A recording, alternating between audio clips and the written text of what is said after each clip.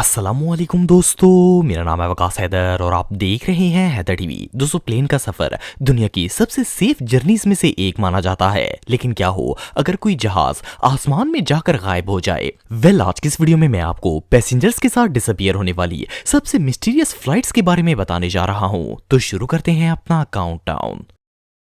Air France 447। दोस्तों, ये कहानी जून 2009 की है। इस दिन एयर फ्रांस की एक फ्लाइट 447 ब्राजील से पेरिस की तरफ रवाना हो रही थी। इस फ्लाइट में 216 पैसेंजर्स और 12 क्रू मेंबर्स मौजूद थे। ये फ्लाइट क्योंकि काफी लंबी थी, इसलिए प्लेन में 3 पायलट्स मौजूद थे, जिनमें एयर फ्रांस का एक पुराना और सीनियर कैप्टन भी शामिल था। तमाम पैसेंजर्स प्लेन में बैठ गए और प्लेन अपने एग्जैक्ट टाइम पर उड़ने के लिए तैयार हो गया। पायलट्स ने एयरपोर्ट कंट्रोलर से टेक ऑफ की परमिशन ली और अप्रूवल आने के बाद जहाज ने उड़ान भर ली। इसे 2 पायलट्स रन कर रहे थे, जबकि तीसरा पायलट स्टैंड बाय पोजीशन पर था। सब कुछ बिल्कुल नॉर्मल रूटीन में जा रहा था और पायलट्स कंट्रोलर से राब्ते में थे। जब प्लेन 35,000 फुट की ऊंचाई पर पहुंचा तो अचानक आसमान में शदीद बादल आ गए और बिजली चमकना स्टार्ट हो गई। सीनियर पायलट ने कंट्रोल रूम को बताया कि आगे मौसम शदीद खराब है और लाइटिंग इतनी तेज है कि इन्हें सामने कुछ भी नजर नहीं आ रहा। कंट्रोल रूम ने इन्हें सब कुछ इसी तरह कैरी ऑन रखने के लिए कहा, क्योंकि कुछ किलोमीटर्स के आगे आसमान बिल्कुल साफ था। खैर, इन्होंने इंस्ट्रक्शंस को फॉलो किया और प्लेन की इमरजेंसी लैंडिंग नहीं करवाई। लकीली प्लेन 447 इस स्टॉर्म से सेफली बाहर निकल आया और 4 घंटे उड़ने के बाद अब ये लोग अटलांटिक ओशन के मिड में पहुंच गए थे। क्योंकि अटलांटिक ओशन के मिड में डेड जोन था, इसलिए हेडक्वार्टर ने इन्हें बताया कि अब इनका आपस में राब्ता खत्म होने वाला है। इसके कुछ देर बाद पायलट्स कंट्रोल रूम से बिल्कुल डिस्कनेक्ट हो गए और अब इन्हें डेड जोन से निकलते ही पेरिस एयरक्राफ्ट कंट्रोलर से राब्ता करना था, लेकिन ऐसा नहीं हुआ।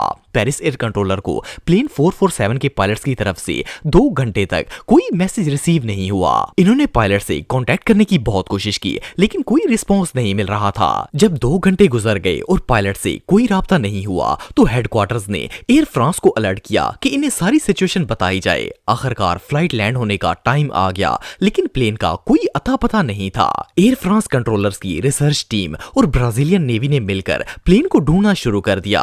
इन्हें लग रहा था कि शायद प्लेन के साथ कोई हादसा हो गया होगा और वो समुद्र में क्रैश हो गया होगा, लेकिन आप बिलीव नहीं करेंगे कि इनकी लाख कोशिश के बावजूद भी समुद्र में क्रैश प्लेन का एक टुकड़ा भी नहीं ढूंढ पाए और ना ही इन्हें इसमें मौजूद 228 लोगों में से एक की भी बॉडी मिली। इवन ये प्लेन और इसमें मौजूद अफराद आज भी लापता हैं। कोई नहीं जानता कि इनके साथ क्या हुआ और ये सब लोग कहां चले गए।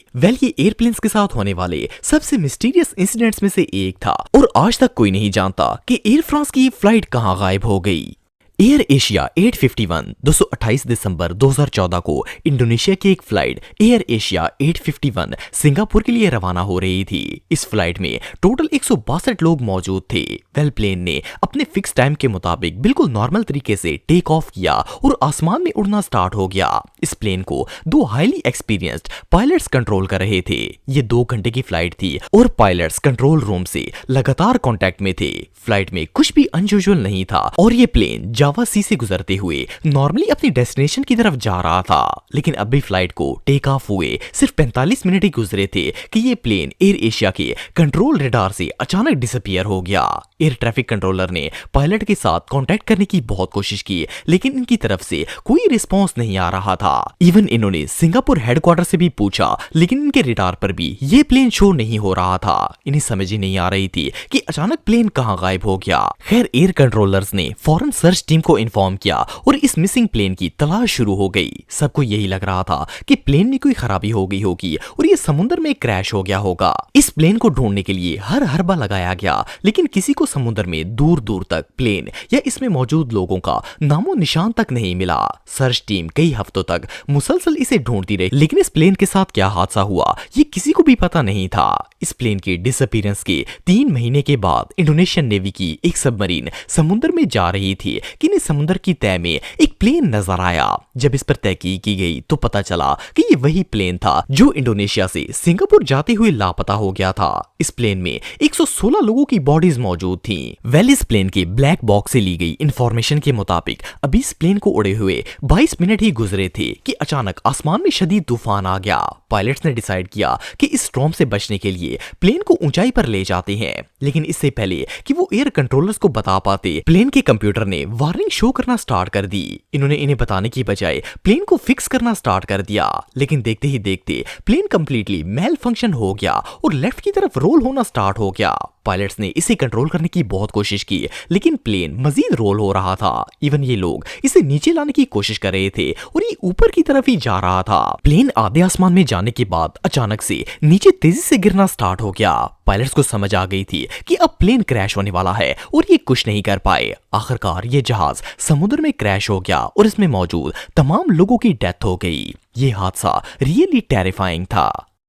कीनिया एयरवेज 507 दोस्तों 5 मई 2007 की एक रात कीनिया एयरवेज की फ्लाइट डुआला से नायरोबी की तरफ रवाना हो रही थी। इस फ्लाइट में 6 क्रू मेंबर्स और 114 पैसेंजर्स मौजूद थे। जब ये फ्लाइट टेक ऑफ करने वाली थी तो उस वक्त बारिश शुरू हो गई और मौसम खराब था।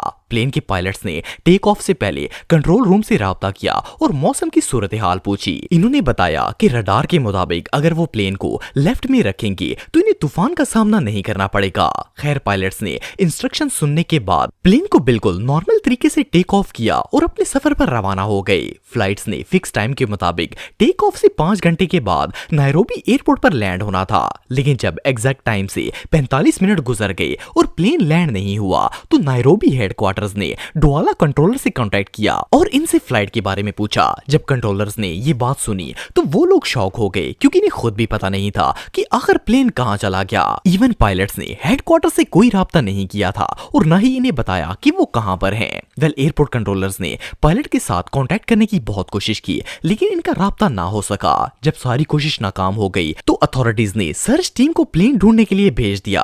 आपको जानकर हैरानगी होगी कि 2 दिन तक सर्च टीम मुसलसल इस जहाज को ढूंढती रही, लेकिन पैसेंजर से भरे हुए इस प्लेन का कोई अता पता नहीं था। फिर आखिरकार इन्हें एयरपोर्ट से 5 किलोमीटर की दूरी पर एक जंगल में क्रैश प्लेन की कुछ पीसेस नजर आए। तहकीक करने पर पता चला कि ये वही प्लेन था जो कि गायब हुआ था। लेकिन हैरानगी की बात यह थी कि इतना बड़ा प्लेन क्रैश होने के बावजूद इसके आसपास के इलाके में कोई भनक तक नहीं लगी। और इससे भी शॉकिंग बात यह है कि पायलट्स ने कंट्रोलर से कोई राब्ता नहीं किया था और ना ही इन्हें अपनी सिचुएशन बताई थी। लेकिन जब प्लेन का ब्लैक बॉक्स मिला तो सारी हकीकत सामने आ गई। प्लेन के टेक ऑफ होने के कुछ ही देर के बाद आसमान में शदीद तूफान आ गया था। पायलट्स के लिए ये थंडरस्टॉर्म बिल्कुल अनएक्सपेक्टेड था, क्योंकि इन्होंने इंस्ट्रक्शन को फॉलो करते हुए प्लेन को लेफ्ट में रखा हुआ था। रिकॉर्डिंग्स के मुताबिक ये लोग शदीद घबराए हुए थे और प्लेन को ऑटो पायलट से नॉर्मल मोड पर लाने की कोशिश कर रहे थे। लेकिन इससे पहले कि वो कुछ कर पाते, प्लेन अचानक से खुद ही राइट साइड पर मुड़ना स्टार्ट हो गया।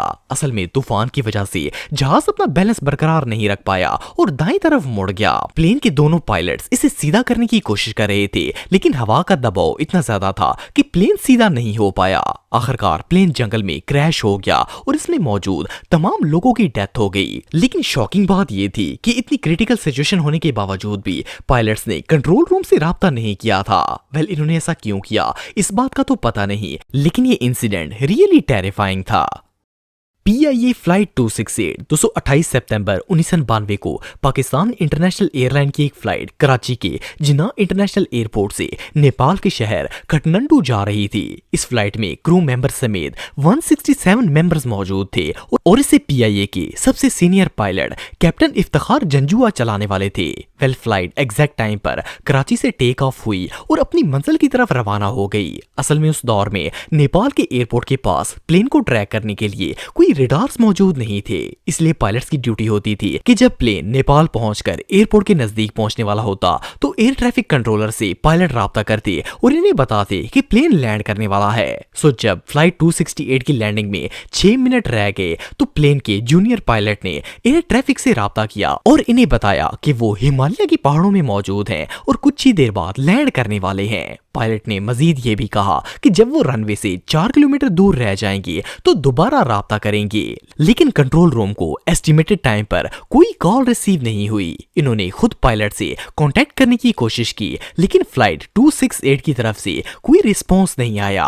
एयर ट्रैफिक कंट्रोलर को पता चल गया कि प्लेन के साथ कोई हादसा हो गया है, इसीलिए ना तो वो रनवे पर लैंड हुआ और ना ही पायलट्स रिस्पॉन्स कर रहे हैं। खैर इन्होंने फौरन PIA हेडक्वार्टर्स फोन किया और इन्हें सारी सूरत हाल हाल बता दी। दोनों ममालिक की रेस्क्यू टीम्स प्लेन को ढूंढने के लिए हिमालयन निकल पड़ी। पहले तो इन्होंने काफी सर्च किया लेकिन इन्हें प्लेन का कोई नामो निशान नहीं मिला। फिर आखिरकार इन्हें एक माउंटेन के पास क्रैश्ड प्लेन के टुकड़े नजर आ गए। ये पीआईए का वही प्लेन था जिसकी इन्हें तलाश थी। असल में लैंडिंग के दौरान प्लेन पहाड़ से टकराकर क्रैश हो गया था और इसमें मौजूद एक भी शख्स जिंदा नहीं बचा था। लेकिन सवाल ये था कि लैंडिंग के इतना नजदीक होकर भी ये प्लेन पहाड़ से टकराया कैसे। जब इस इंसिडेंट की पूरी इन्वेस्टिगेशन की गई तो पता चला कि असल में गलती पायलट की थी। दरअसल पायलट प्लेन को तेजी से ऊंचाई से नीचे लाने की कोशिश कर रहा था और जब प्लेन स्पीड से नीचे आया तो पहाड़ खत्म नहीं हुआ था, जिसकी वजह से प्लेन इससे टकराकर क्रैश हो गया। इस पायलट ने जल्दी लैंड करने के चक्कर में न सिर्फ अपनी बल्कि सैकड़ों लोगों की जान ले ली थी। ये हादसा वाकई में बहुत खौफनाक था। तो दोस्तों आज के लिए बस इतना ही। उम्मीद आपको वीडियो पसंद आई होगी। अगर आप मुझे इंस्टाग्राम पे फॉलो करना चाहते हैं तो दी हैदर टीवी पे आप मुझे फॉलो कर सकते हैं। मिलता हूं आपसे नेक्स्ट वीडियो में, तब तक के लिए अल्लाह हाफिज।